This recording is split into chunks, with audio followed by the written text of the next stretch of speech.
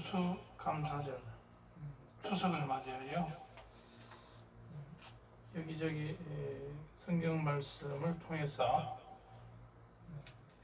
설교 말씀을 드리고자 합니다. 대표적인 그 추석의 유래로 말하면은 우리나라는 옛날부터 그 신라 때부터 추석이 유래됐는데 설과 단오와 더불어서 추석이 굉장히 중추절로서 중대한 명절이 되어 왔습니다. 그 추석이라는 뜻은 가을의 저녁이다. 가을에 어떤 그 보름달 아래서 강강수월래를 하고 그렇게 해왔던 농사를 추수하면서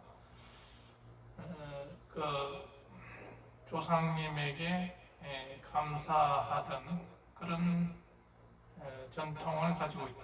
성묘를 하고 차례를 지내고 중추절이라고도 합니다. 조추, 중추, 만추가 있다면 가을 한가운데 한가위, 큰 한가운데 있다. 가을에 한가운데 있으면서 달이 밝게 비춰주는 그 달의 고마움, 그것을 기리는 달 신앙에서 나왔다. 이렇게 보면 되겠습니다. 그런데 이러한 추수감사절이, 이 추석이 이스라엘의 그 유대인의 전통인 그 초막절과 비슷하다. 이 초막절은 똑같이 음력 8월 15일인데 선조들이 광야 40년간 고난을 되새기면서 가족이 일주일간 함께 천막을 치고 함께 숙식을 하는 그러한 절기가 되겠습니다. 약속의 땅으로 인도해준 여호와에 대한 추수감사절의 의미도 있다. 그래서 이 이스라엘과 이 한국은 전통이 약간 비슷한 부분이 많은데 이것은 상당히 그 음력 8월 15일을 기해서 하고 있는 것이 매우 비슷하다. 이렇게 보여집니다. 하나님께 감사하고 부모 형제에게 감사하고 이런 우리 조상님을 기리는, 그래서 가족들이 이때 서로 모여가지고 성묘도 하고 또 송편을 먹으면서 그 회포를 1년간의 회포를 풀고 부모님께 감사하는 그런 절기이기 때문에 우리에게는 올해는 시골을 많이 방문하는 것 같습니다. 그런데 이 추석을 맞이해서 저는 어떤 이야기를 하고 싶으냐 하면은 지금 이 추석에도 단란하게 지내는 사람들이 있는가 하면은 그 혼자 사는 가구가 1, 2인 가구가 거의 1000세대, 1000만 가까이 되기 때문에 혼자서 지내는 그런 사람들도 많을 것이다. 그래서 참으로 외롭게 지내는 분들도 많겠다. 이런 생각을 하면서 그런 분들에게 위로의 말씀을 또 드리고자 하는 것입니다. 우리나라가 지금 100세 이상 되는 사람이 18,500명가량 되는데 그 사람들 중에서 요양병원에 신세를 지는 사람이 절반 가까이 된다. 그래서 오래 사는 것이 바로 근심 걱정이 되는 그런 일이 많다. 고독사가 심심찮게 벌어지고 그래서 3주 있다가 발견되는 이런 고독사가 25명이나 나오고 이렇게 되기 때문에 보통 일이 아닙니다. 저출산 고령화 때문에 우리나라도 예외가 아닙니다. 그런데 지금 한국이 앞으로 지금 아파트 비율이 60%나 되는데 일본은 한 10%. 그래서 아파트를 많이 가지고 있는 것이 오히려 재앙이 될 것이다. 18평의 조그마한 아파트, 또 병원이 가까운 교통이 좋은 곳으로 시골에 가는 것을 원치 않고 노인들이 조그마한 18평대의 그런 쾌적한 공간에서 사는 것을 선호하는 그런 추세다.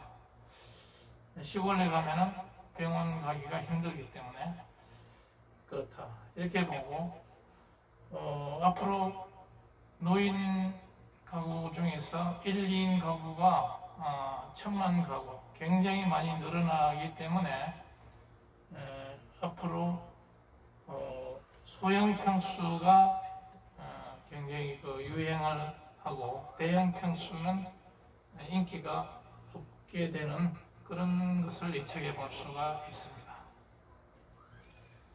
그리고 출산율이 너무 낮기 때문에 0.73 전 세계적으로 가장 아이를 안 낳는 나라이기 때문에 얼마 안 가서 이대로 가면은 곧 망한다. 우리 한국은 망한다. 이런 통계가 있습니다. 이런 시대에 고령화가 이렇게 빨리 되는 시대에는 그리고 100세까지 사는 이런 시대에는 노후 대비를 위해서 전략을 해야 되고 또 가급적이면 나이 90세까지도 일을 해야 되는 이런 시대에 우리가 살고 있다. 그래서 우리가 사는 것 자체가 그렇게 녹록하지 않겠다. 이런 생각을 해보게 됩니다. 그래서 고령 장수가 하나의 저주로 다가올 수 있다. 자녀가 우리의 진정한 노후의 적금이 될 수가 없다는 그런 말이 나오고 있습니다. 다 같이 각자 도생해야 되는 그런 시대에 살고 있다는 겁니다.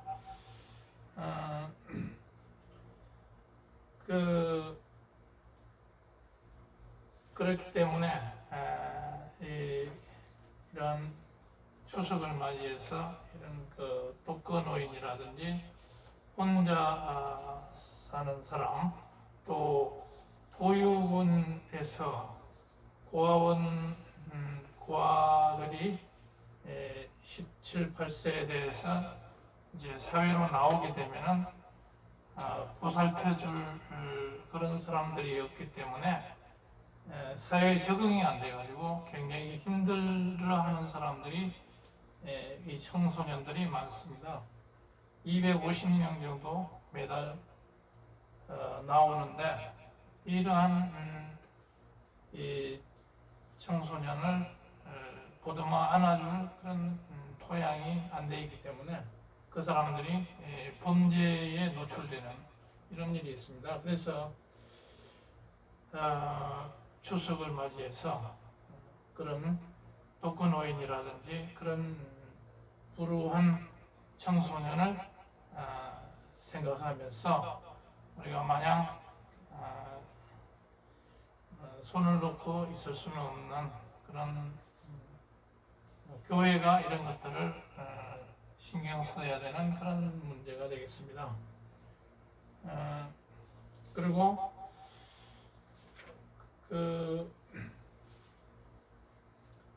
이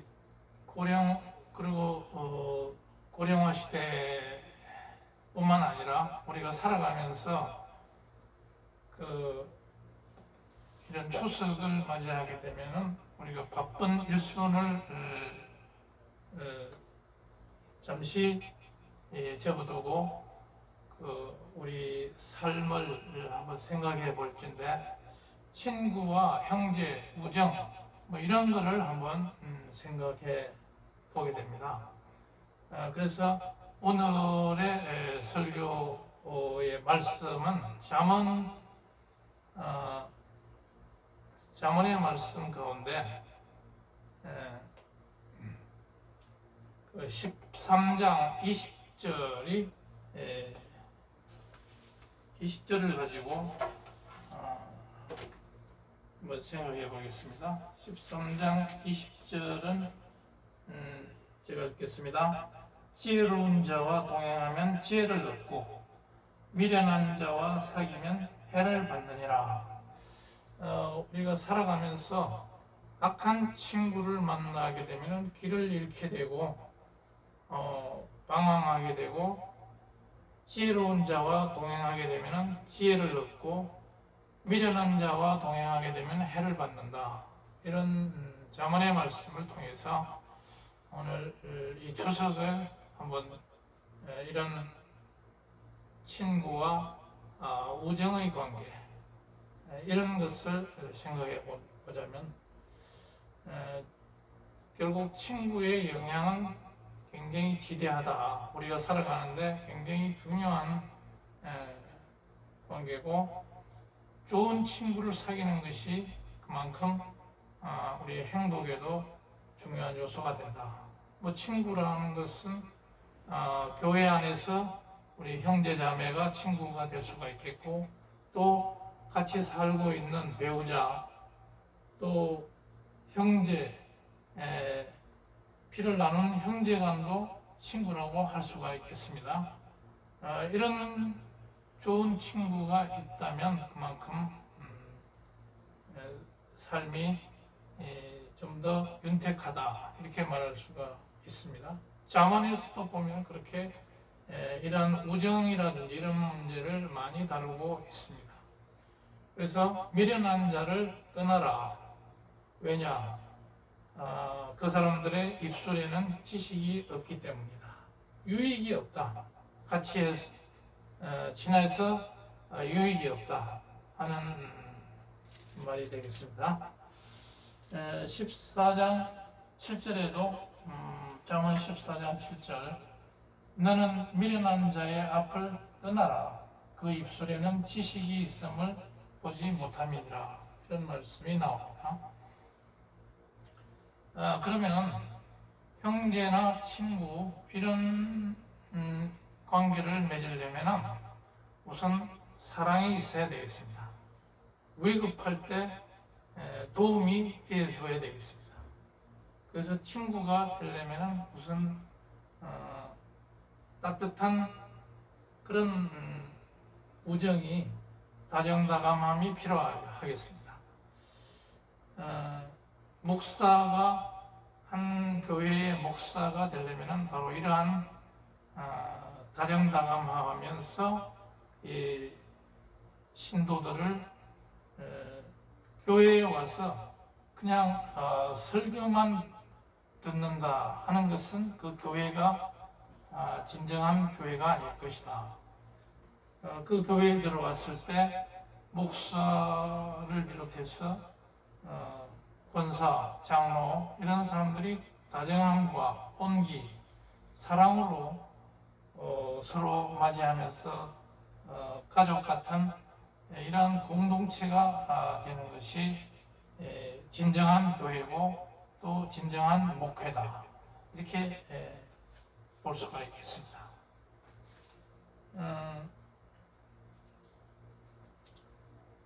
그래서 그러면 이 친구와 형제 우정 이런 것은 이 교회에서 사역을 하는 사역자의 입장에서도 굉장히 중요할 것인데, 사도 바울을 한번 그분의 인간 관계를 한번 살펴보면은, 바울은 그 30년부터 60년, 한 30년을 전도를 하면서 2만 킬로를 다니면서 설교를 했습니다. 그러니까 한 40년부터 60년, 한 20년간을 2만 킬로를 다니면서 설교를 했는데, 여러 곳에서 자기 친구들, 동력자들과 소통하면서 사역을 했습니다. 이분은 굉장히 머리가 좋고 냉철했지만 친구 관계도 잘 형성을 하는 것으로 보입니다. 첫째는 브리스길라와 아굴라라는 형제를 만나게 됩니다.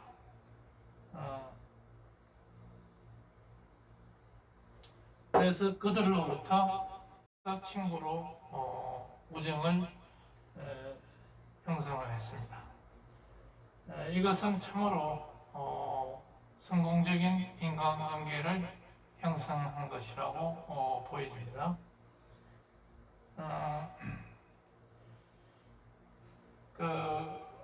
그래서 우리도 사역을 하든 또 인생에서 평신도로 살든지 간에 이런 바울의 이런 모습이 참으로 중요하다.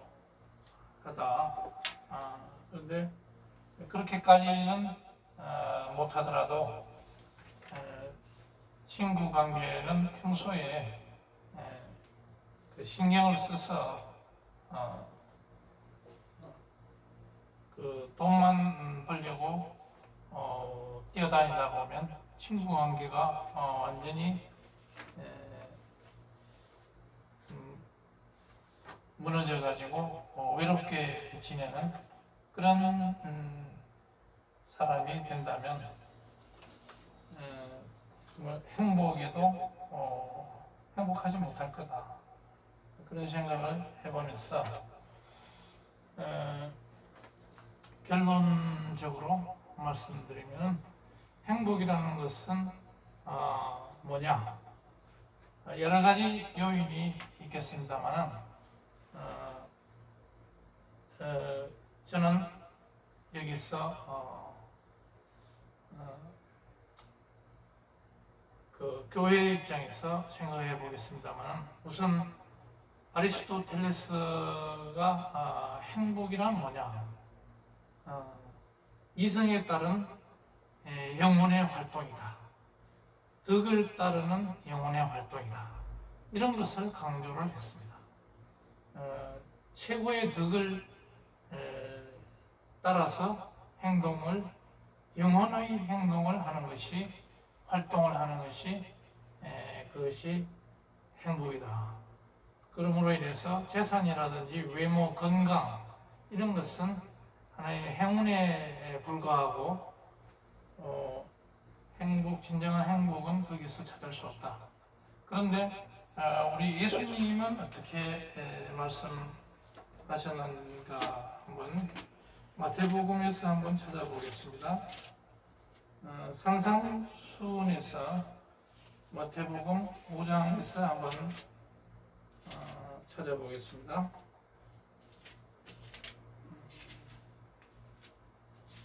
마태복음 5장 1절에서 쭉 나와 있습니다만 3절에 심령이 가난한 자는 복이 있다. 천국이 그들의 것이다.